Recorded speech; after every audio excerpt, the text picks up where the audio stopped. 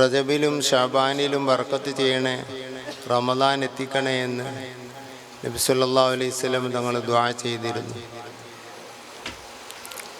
വാലിയത്തുൽ മവാഇദ് പോലുള്ള കിതാബുകളിൽ കാണാം, ഇദാ ദഖല ഷഅബാൻ, ഷഅബാൻ കടന്നു വന്നാൽ ഖാല, നബി തങ്ങൾ ദുആ ചെയ്യും, അല്ലാഹുമ്മ ബാരിക് ലനാ ഫി റജബ വ ഷഅബാൻ വബല്ലിഗ്നാ റമദാൻ. അങ്ങനെ ഷാബാനിലും അതേ ദുആ തന്നെ തുടരുമെന്നർത്ഥം. ബാരിക് ലനാ ഫി ഷഅബാൻ എന്ന് റജബ് ഒഴിവാക്കി ദുആ ചെയ്യുന്നവരുണ്ട്. തെറ്റാണെന്നല്ല പറഞ്ഞത്, ശരിയല്ല. നബി തങ്ങൾ റജബിനെ ചേർത്തുകൊണ്ടാണ് ഷാബാനിലും ദുആ ചെയ്തിട്ടുള്ളത്. ഇത് ഗാലിയത്തുൽ മവാഇദ് പോലുള്ള കിതാബുകളിൽ കാണാവുന്നതാണ്. റജബ എന്നും പറയാം, റജബീൻ എന്നും പറയാം. പക്ഷേ രണ്ട് ബേസിലാണത്.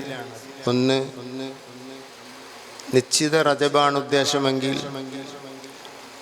റജബ എന്നാണ് പറയേണ്ടത് എന്ന് കരിങ്കപ്പാറ ഉസ്താദും ഇരുമ്പാലശ്ശേരി ഉസ്താദും അതുപോലെ തന്നെ പാനായിക്കുള അബ്ദുറഹ്മാൻ മുസ്ലിയാർ അവിടുന്ന് എല്ലാവരും എഴുതി വെച്ചത് ഫത്തുൽ മൊയിൽ കാണാം. സൽഹ റജബ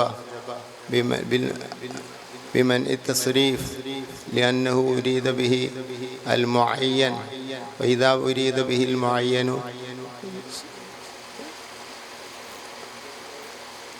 لم ينصرف. ഇങ്ങനെ എഴുതി വെച്ചതായി കാണാം.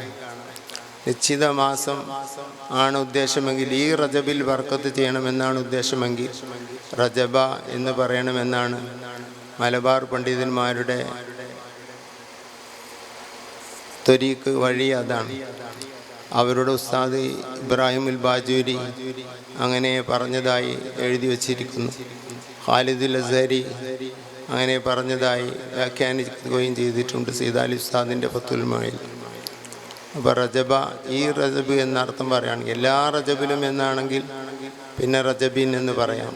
അതല്ല, മുഅയ്യൻ ഉദ്ദേശിച്ചാലും റജബിൻ എന്നാണ് പറയേണ്ടതെന്നാണ് ഫയ്യൂമി തങ്ങളുടെ അഭിപ്രായം. പക്ഷെ അത് പണ്ഡിതന്മാരുടെ പരമ്പരാ വായനയല്ല. അങ്ങനെ പറഞ്ഞവരും ഉണ്ട്. ഇങ്ങനെ വായിച്ചാലും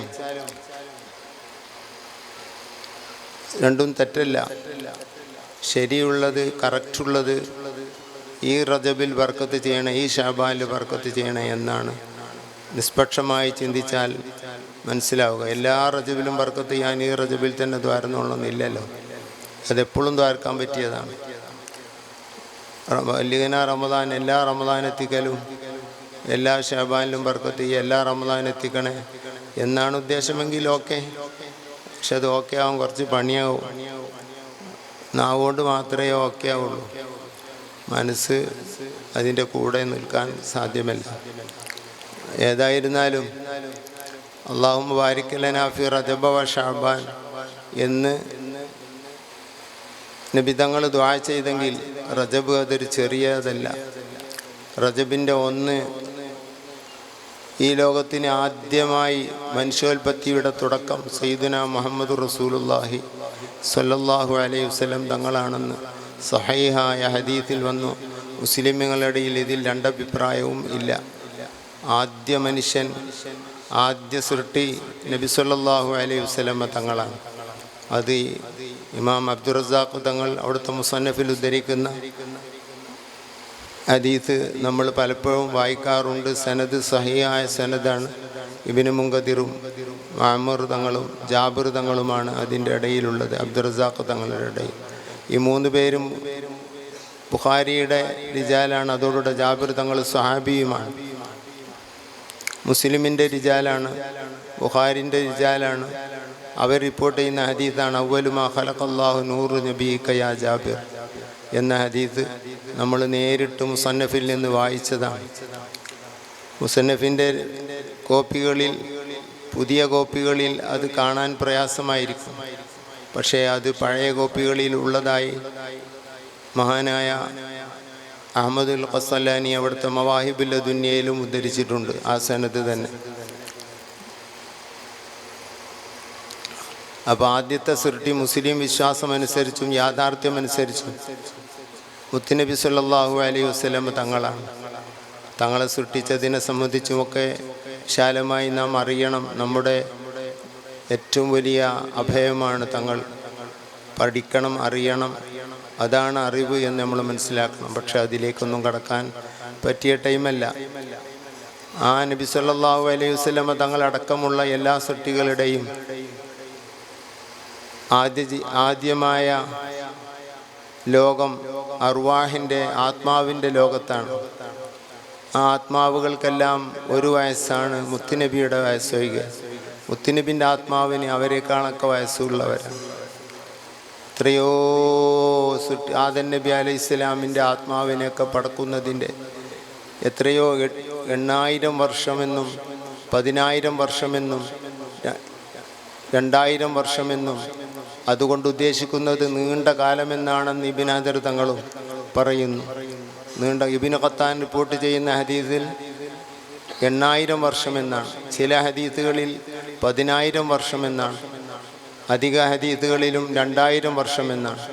അതിൻ്റെ ഉദ്ദേശം കണക്കറ്റ കാലം എന്നാണെന്ന് ചില പണ്ഡിതന്മാർ വ്യാഖ്യാനിക്കുന്നു. അതല്ലാതെ 3 ദശകളായി വ്യാഖ്യാനിച്ചവരും ഉണ്ട്. എങ്ങനെ ആയിരുന്നാലും ആദ്യത്തെ മനുഷ്യൻ, ആദ്യമായി അള്ളാഹു തആല പടച്ച മനുഷ്യൻ ആദം നബി അലൈഹി സ്വലാം അല്ല. മനുഷ്യ ബോഡിയിൽ നിന്ന് ആദ്യമായി പടച്ചത് ആദം നബി അലൈഹി സ്വലാമാണ്. അന്നൽക്കാണ് മനുഷ്യൻ്റെ ബോഡിയുടെ പിതാവ് ആദം നബിയും ആത്മാവിൻ്റെ പിതാവ് നബിയുമാണെന്ന് സൂഫിയാക്കളും മഹാന്മാരും ഉറപ്പിച്ച് തറപ്പിച്ച് പറയാനുള്ള കാരണം. ആ നബി സല്ലല്ലാഹു അലൈഹി വസല്ലമ തങ്ങൾ അർവാഹിൻ്റെ ലോകത്ത്, മറ്റുള്ള സൃഷ്ടികളും അർവാഹിൻ്റെ ലോകത്ത് ഉണ്ടായിട്ടുണ്ട്. അതിൽ നിന്ന് ഈ ഭൂമിയിലേക്ക് ഒരു ജീവിയായി ജനിച്ചത് വിശുദ്ധ ഖുർആനിൽ അല്ലാഹു തആല പറയുന്നുണ്ട്. അതാണ് അഹ്ദ് മീതാഖിൻ്റെ ദിവസം എന്ന് പറയുന്ന വളരെ ഗൗരവമുള്ള, ഓർത്താൽ പേടി വരുന്ന ദിവസം. അത് ഓർമ്മയിലുള്ള ഔലിയാക്കളും അമ്പിയാക്കളും ലോകത്ത് കഴിഞ്ഞുപോയി. നമുക്കത് ഓർമ്മയില്ല. നമുക്ക് നമ്മുടെ ഉമ്മ ജന്മം നൽകിയത് ഓർമ്മയില്ല, ഉമ്മ പാല് തന്നത് ഓർമ്മയില്ല, ഉമ്മ ഒരു രാത്രി നമുക്ക് വേണ്ടി ഉറക്കഴിച്ച് നമുക്ക് ഓർമ്മയുണ്ടെങ്കിൽ ഉമ്മാൻ്റെ ഖബറിൻ്റെ അടുത്ത് നിന്ന് എണീച്ചു പോരാൻ കഴിയില്ല. ഉപ്പ നമ്മൾ പോറ്റിയത് ഓർമ്മയുണ്ടെങ്കിൽ ഉപ്പാൻ്റെ അടുത്ത് നിന്ന് പോരാൻ കഴിയില്ല, ഉപ്പാനെ മറക്കാൻ കഴിയില്ല. നമ്മൾ 7 വയസ്സും 8 വയസ്സും ആകുമ്പോഴാണ് ഉമ്മ ഉപ്പയെ തിരിച്ചറിയുന്നത് തന്നെ. അതുവരെ ഉള്ള എല്ലാ കാര്യങ്ങളും അവരാണ് ചെയ്തത്. ആ നിലക്ക് അതൊന്നും ഓർമ്മയിലില്ലാത്ത നമുക്ക് അതിന് മുമ്പ് കഴിഞ്ഞു പോയത് ഓർമ്മയിലില്ല. ഗർഭപാത്രത്തിലിരുന്ന ഓർമ്മ ആർക്കെങ്കിലും ഉണ്ടോ? ഇല്ല. അതും കഴിഞ്ഞിട്ടുണ്ടല്ലോ. അത് നമ്മൾ മറ്റൊരിത്തിൽ നിന്ന് മനസ്സിലാക്കുന്നതാണ്. ഇങ്ങനെയുള്ള അർവാഹിൻ്റെ ലോകം കഴിഞ്ഞ് പിന്നെ ഉമ്മയുടെ ഗർഭപാത്രത്തിലേക്കുള്ള ഭൗതിക ലോകത്തേക്ക് ആദ്യമായി വീഴുന്നത് ആദം നബിയും ഹവ്വാ ബിയും അല്ലാത്തവരൊക്കെ ഗർഭപാത്രത്തിലൂടെയാണ്. ആ ഗർഭപാത്രത്തിലേക്ക് ആദ്യമായി മുത്ത് റസൂലുള്ളാഹി തങ്ങൾ വന്നത് റജബ് 1-നാണ്. അത് ചരിത്രകാരന്മാർ അധിക പേരും അങ്ങനെയാണ് പറയുന്നത്. അപ്പോൾ റജബിൻ്റെ മഹത്വത്തിൽ അത് തന്നെ മതി, വേറൊന്നും വേണ്ട. നബി സല്ലല്ലാഹു അലൈഹി വസല്ലം തങ്ങൾ ദുനിയാവിലേക്ക് വന്ന ആദ്യത്തെ രാത്രി റജബ് 1-നാണ്. റജബ് 1 ദുആക്കുത്തരമുണ്ടെന്ന് ഇമാം നവവി തങ്ങളടക്കം അയിമത്തെല്ലാവരും പറയുന്നു. റൗളയിലൊക്കെ കാണാം. റജബിൽ മുഴുവനും നോമ്പ് നോൽക്കൽ സുന്നത്തുണ്ട്. റജബ് 27-ന് നോമ്പ് നോൽക്കൽ സുന്നത്തുണ്ട്. പ്രത്യേകം സുന്നത്തുള്ള നോമ്പാണ് റജബ് 27-ൻ്റെ നോമ്പ്. യുസന്നു സൗമു യൗമിൽ മിഅ്റാജ് യാനത്തു ത്വാലിബീനിൽ കാണാം. മിഅ്റാജ് എന്ന ബേസിൽ തന്നെ മിഅ്റാജ് നോമ്പ് സുന്നത്തുണ്ട്. ഇതേ വിഷയം ഇബ്രാഹിമുൽ ബാജൂരി തങ്ങൾ അവിടുത്തെ ഷർഹ് ബാജൂരിയിൽ പ്രത്യേകം പറഞ്ഞിട്ടുണ്ട്. യുസന്നു സൗമു യൗമിൽ മിഅ്റാജ്. മഗ്സാലിയും ഈ കാര്യം പറഞ്ഞിട്ടുണ്ട്, ഹദീസിലും ഇത് വന്നിട്ടുണ്ട്. മിഅ്റാജിൻ്റെ ദിവസം നോമ്പ് നോൽക്കൽ. അതോടുകൂടെ അന്ന് അയ്യാമു സൂദാണെന്നാണ് ബലപ്പെട്ട അഭിപ്രായം. തുഫൈൽ അസ്സാബി വൽ ഇശ്റൂൻ എന്നാണ് അയ്യാമു സൂദിൻ്റെ ആദ്യ അഭിപ്രായം പറഞ്ഞത്. 27 28 29 ഇങ്ങനെയാണ് തുഫൈൽ പരിചയപ്പെടുത്തുന്നത് അയ്യാമു സൂദിനെ. അയ്യാമു സൂദിൽ നോമ്പുണ്ടെന്നതിൽ തർക്കമില്ല. അയ്യാമു സൂദിൻ്റെ ആദ്യ ദിവസം 27 തുഫയുടെ നസ്സായ ഇബാറത്ത്. പിന്നെ 28 29 അങ്ങനെയാണെന്നും അഭിപ്രായമുണ്ട്. രണ്ടായിരുന്നാലും മിറാജിൻ്റെ നോമ്പ് സുന്നത്താണ്. മിറാജ് എന്ന ബേസിലും സുന്നത്താണ്, അയ്യാമു സൂദ് എന്ന ബേസിലും സുന്നത്താണ്. ഇനി അയ്യാമു സൂദ് അല്ലെങ്കിൽ തന്നെ മിറാജ് എന്ന ബേസിൽ തന്നെ സുന്നത്തുണ്ടെന്നതാണ് സത്യം. അതിലൊന്നും തർക്കിക്കുന്നവർ പഴയ കാലത്തുണ്ടായിരുന്നില്ല.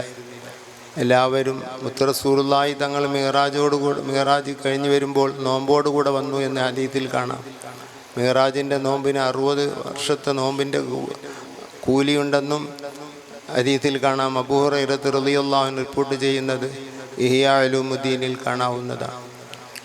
ഞാനതിലേക്കല്ല പോകുന്നത്.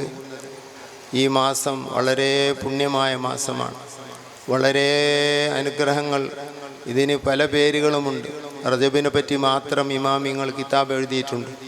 റജബ്, ഷഅബാൻ, റമളാനെ സംബന്ധിച്ച് ഇമാം ഫിഷ്നി തുഹ്ഫത്തുൽ ഇഖ്വാൻ എന്ന കിതാബ് എഴുതിയിട്ടുണ്ട്.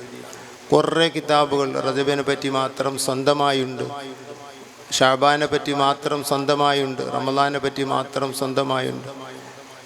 ഇനി ഭാഗികമായി പറയാത്ത കിതാബുകൾ ഇല്ല എന്നതാണ് സത്യം. റജബ്, റമളാൻ, ശവ്വാൽ, ഈ 3 മാസം 90 ദിവസം. ആ 3 മാസങ്ങളിലും നോമ്പ് സുന്നത്താണെന്ന് ഫതുൽ മൊയിൽ പറഞ്ഞിട്ടുണ്ട്. റജബിലും ഷഅബാനിലും റമളാനിലും പിന്നെ ഫർള് തന്നെ. പിന്നെ ശവ്വാൽ 6 ദിവസം നോമ്പ് നോൽക്കൽ സുന്നത്താണെന്നതിൽ തർക്കമില്ല. മുത്തുനബി തങ്ങൾ പ്രത്യേകം പറഞ്ഞതാണ്, ഒരു വർഷത്തെ നോമ്പിനോട് തുല്യമാണെന്ന്. അങ്ങനെ 96 നോമ്പ് നോൽക്കുന്ന മുൻഗാമികളും ഇന്നുള്ള പലരും എൻ്റെ പരിചയത്തിലുണ്ട്. അള്ളാഹു അവരുടെ ബർക്കത്തുകൊണ്ട് നമ്മളെ നന്നാക്കട്ടെ. നോമ്പ് നോൽക്കണമെങ്കിൽ ആഫിയത്തും വേണ്ടേ. ഏതായിരുന്നാലും റജബിലാണ് നിസ്കാരം ഫർളാക്കപ്പെട്ടത്, റജബ് 27-ന്. അതിനു മുമ്പ് നിസ്കാരമുണ്ടെങ്കിലും ഈ രൂപത്തിലും ഈ ഭാവത്തിലും ഈ വക്തിലുമായിട്ട് ഇല്ല എന്നതാണ് ശരി. എല്ലാ ഉമ്മത്തിലും നിസ്കാരം കഴിഞ്ഞിട്ടുണ്ടെങ്കിലും ഈ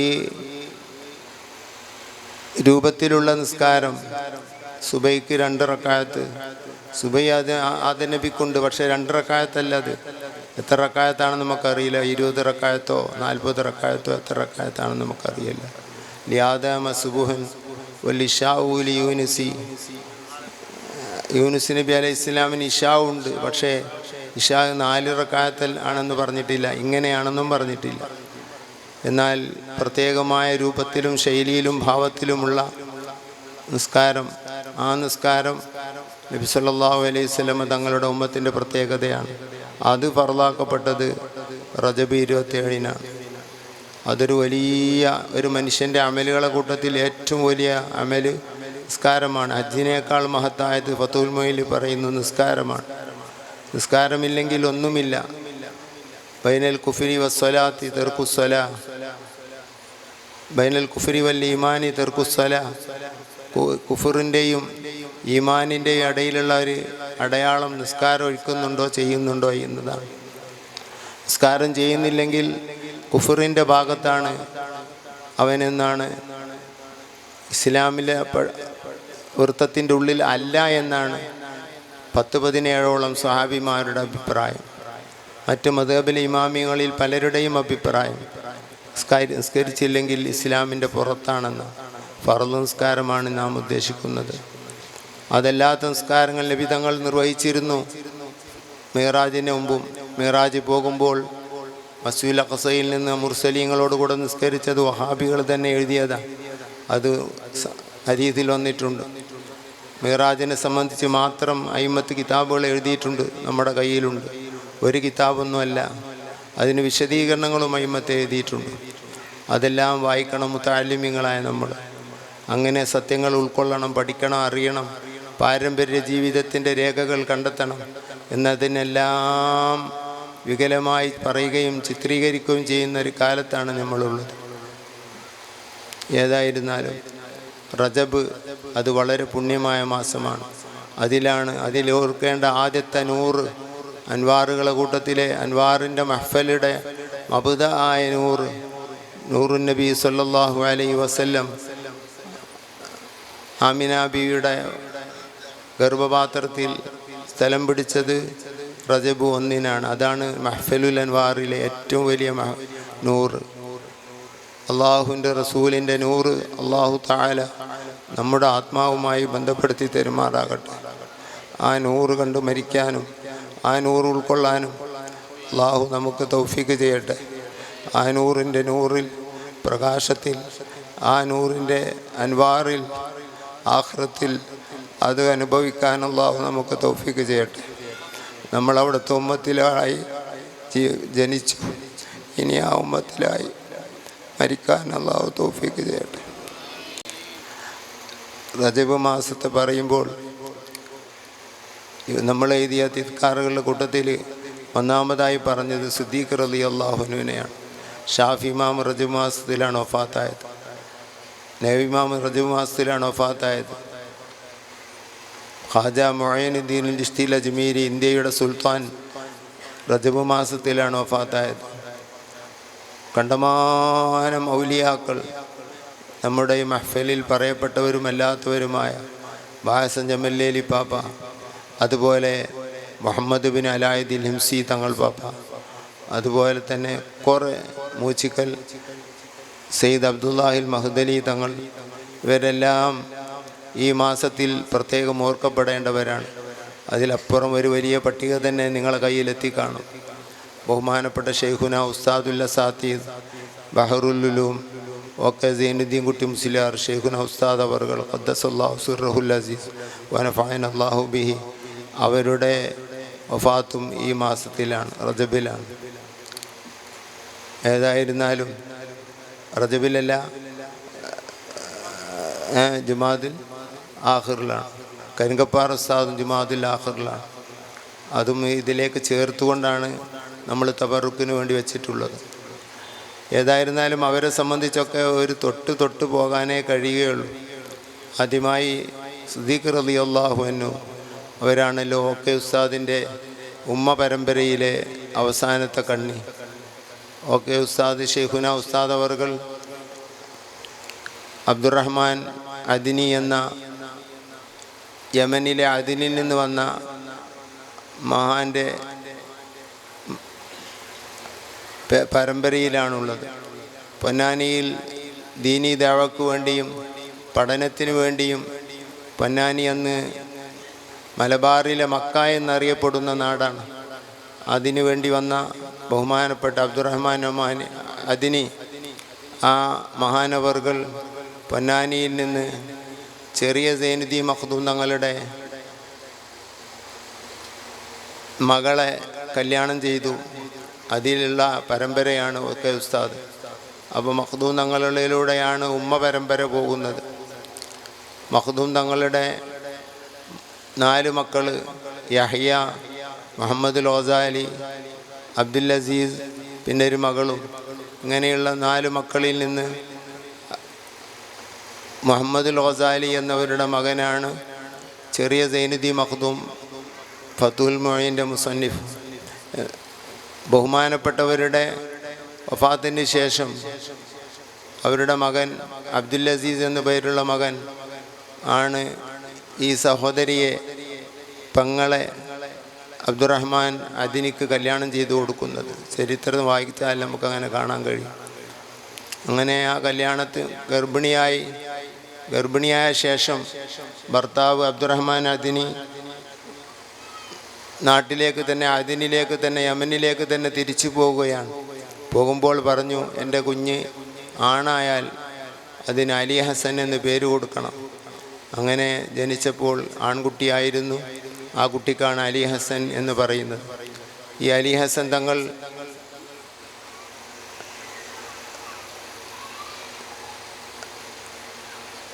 തിരൂരങ്ങാടി ഖാദിയായി നിശ്ചയിക്കപ്പെട്ടു. ആ തിരൂരങ്ങാടി ജുമാഅത്ത് പള്ളിയുടെ മുന്നിൽ മഖാമു ഷെയ്ഖ് അലി ഹസൻ എന്ന് എഴുതി കാണാം. അതാണ് അവരുടെ ഖബർ. ഈ അലി ഹസൻ തങ്ങളുടെ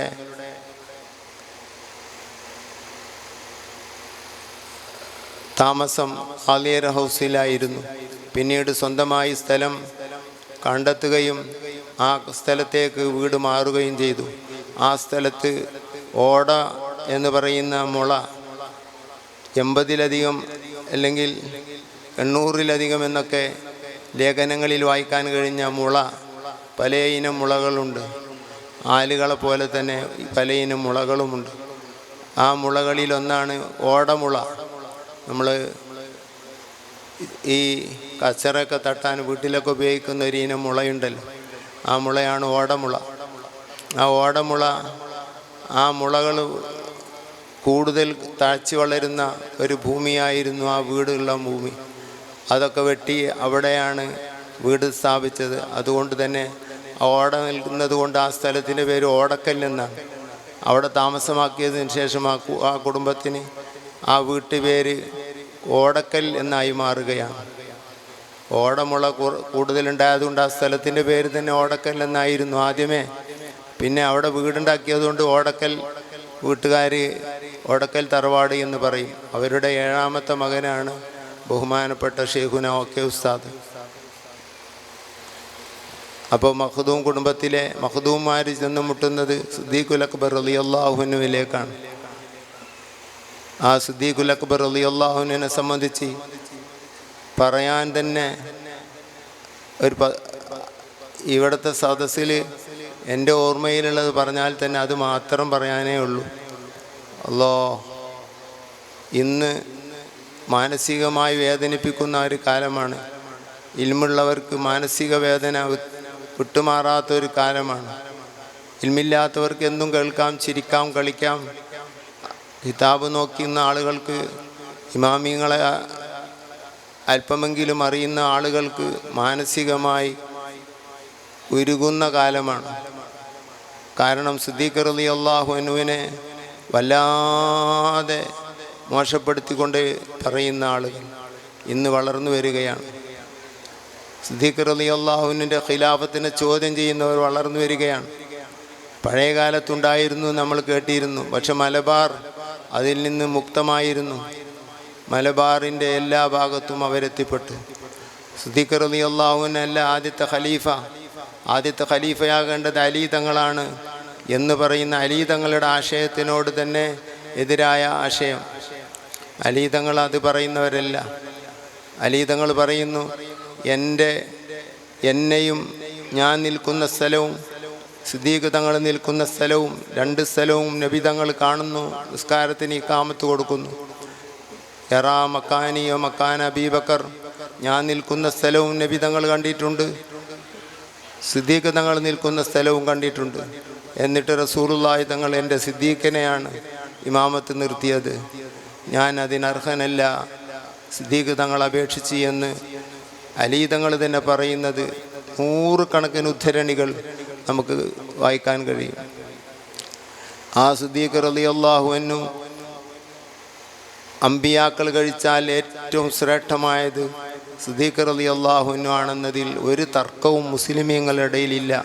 ഇത് ഞാൻ പറയുന്നതല്ല, ഇമാം ഷാഫി തങ്ങൾ പറയുന്ന ആശയമാണ്, ഇമാം മാലിക് തങ്ങൾ പറയുന്ന ആശയമാണ്, ഇമാം അബൂ ഹനീഫ തങ്ങൾ പറയുന്ന ആശയമാണ്, ഇമാം അഹ്മദ് ബിൻ ഹംബൽ തങ്ങൾ പറയുന്ന ആശയമാണ്.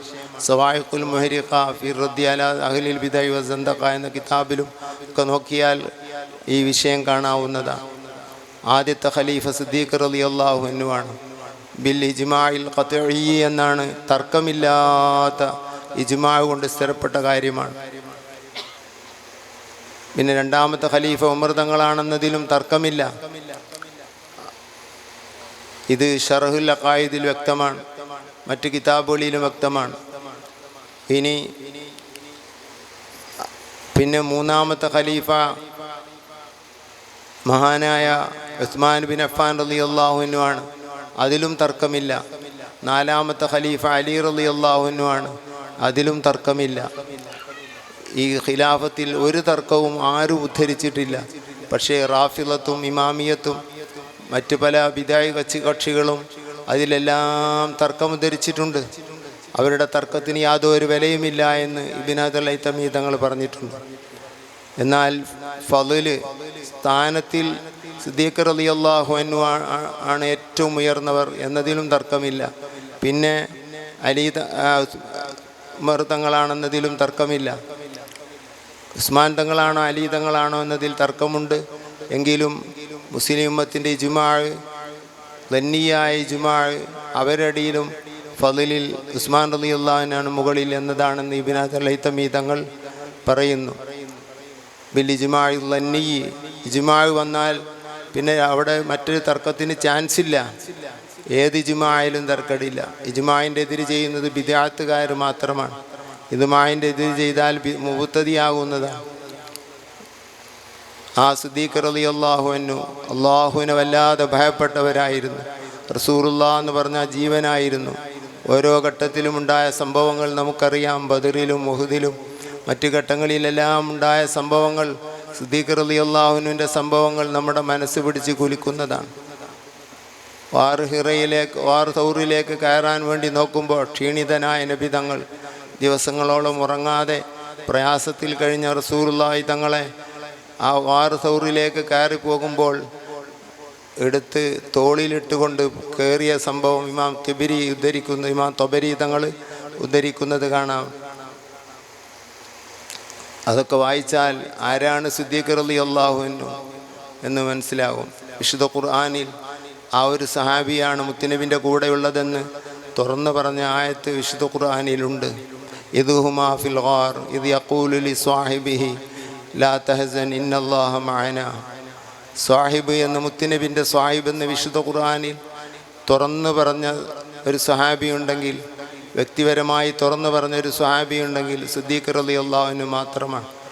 ബഹുമാനപ്പെട്ടവർ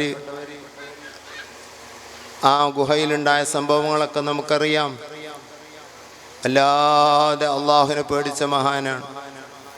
അള്ളാഹുവിനെ രാത്രിയിൽ ഖുർആനോദി കരയുന്നത് കേട്ട് അടുത്ത് വീട്ടുകാരായ മുശ്രിക്കീങ്ങളിൽ പലരും വന്ന് എന്തിനാ സിദ്ദീഖ് ഇങ്ങനെയൊക്കെ കരയുന്നത് എന്ന് ചോദിക്കാറുണ്ട്. നമ്മളെല്ലാം സന്തുഷ്ടരാണ്. നമുക്ക് രാത്രിയും പകലും വ്യത്യാസമില്ല.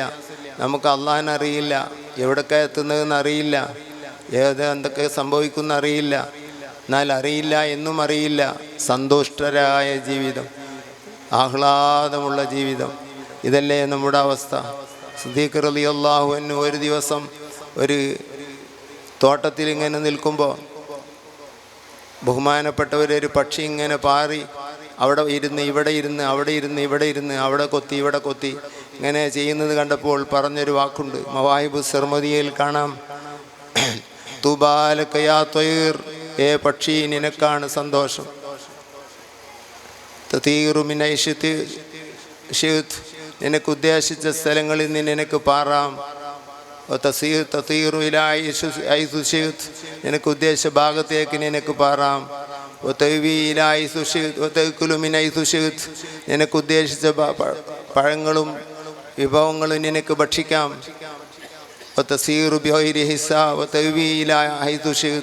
നിനക്ക് ഉദ്ദേശിച്ച സ്ഥലത്ത് പോയി നിനക്ക് രാത്രി മുളയാം. എന്നാൽ നിന്റെ പ്രവർത്തനങ്ങൾക്കൊന്നും നിന്നോട് ചോദ്യമില്ല, വിചാരണയില്ല. യാ ലൈത അബൂബക്കർ മിസ്ലുക്, അബൂബക്കർ നിന്നെ പോലെ ആയിരുന്നെങ്കിൽ എത്ര നന്നായിരുന്നേനെ. ആരാണ് സഹോദരന്മാരെ ഈ പറയുന്നത്? അബൂബക്കരീം ഫിൽ ജന്ന. ഒരൊറ്റ ഹദീദ് റസൂലുള്ള 10 ആളുകൾ എണ്ണിയ കൂട്ടത്തിൽ അവർക്കാണ് അശറത്തുൽ മുബശ്ശറ എന്ന് പറയുന്നത്. പിന്നെയും പലരെയും എണ്ണിയിട്ടുണ്ട്. ബദരീങ്ങളെ മുഴുവനും സ്വർഗത്തിലാണെന്ന് നബി തങ്ങൾ പറഞ്ഞിട്ടുണ്ട്. അവരും മുബശ്ശരീങ്ങൾ തന്നെയാണ്. പക്ഷേ ഒറ്റ ഹദീസിൽ പറഞ്ഞത് അശറത്തുൽ മുബശ്ശറ. ആദ്യമായി പ്രഖ്യാപനം വന്നതുകൊണ്ട് അവരുടെ പേരാണ് നമ്മൾ അശറത്തുൽ മുബശ്ശറ എന്ന് പറയാറുള്ളത്. സഹാബത്ത് മുഴുവനും സ്വർഗത്തിലാണ്, നരകത്തിലുള്ള ഒരു സഹാബിയുമില്ല. ഇതാണ് ഇബ്നു ഹജർ ഹൈതമി അടക്കമുള്ള പണ്ഡിതന്മാരുടെ അധ്യാപനം. മഹാന്മാർ പലരും ഇത് പറഞ്ഞിട്ടുണ്ട്. അപ്പോൾ യാ ലൈത അബൂബക്കർ മിസ്ലുക്, നിന്നെപ്പോലെ അബൂബക്കർ സിദ്ദീഖ് ആയിരുന്നെങ്കിൽ നന്നായിരുന്നേനെ എന്ന് പറയണമെങ്കിൽ അബൂബക്കർ ഫിൽ ജന്ന. തങ്ങൾ പാപ്പ കയറിയേരി.